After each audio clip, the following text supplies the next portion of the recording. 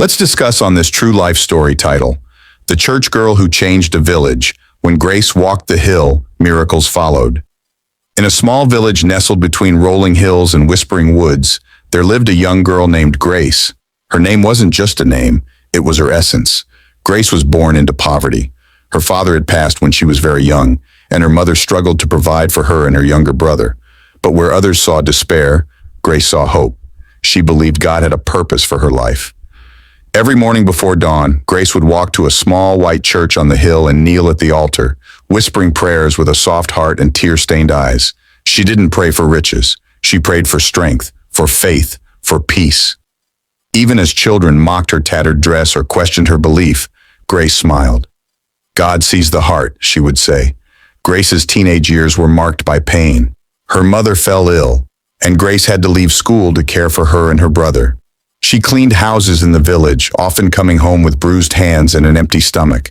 Still, every evening, Grace climbed the church steps. Her prayers changed. Sometimes they were silent cries. Sometimes they were songs sung softly through tears.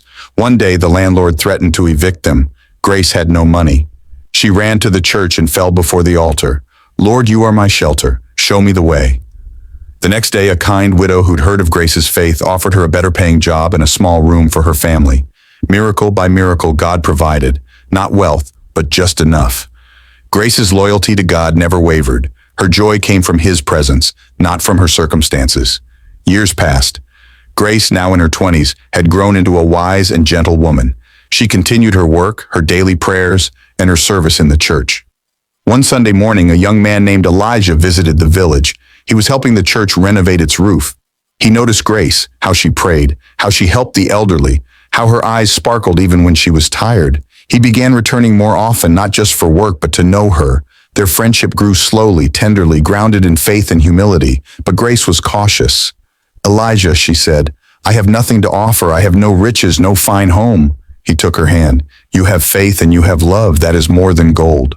Their courtship was quiet, surrounded by prayer. One day, as the bells rang and the church stood shining under the sun, Elijah proposed. Their wedding was small but filled with joy. The villagers who once pitied Grace now saw the radiance in her. She had not just survived, she had bloomed. Grace and Elijah built a humble home. They opened their doors to the poor. They raised their children to love God, to pray, and to serve. Grace never stopped her morning visits to the church. Now she walked hand in hand with her little ones, sharing stories of how God had never left her, even in the darkest nights. One quiet evening years later, Grace sat on the porch, her children playing in the yard, Elijah beside her.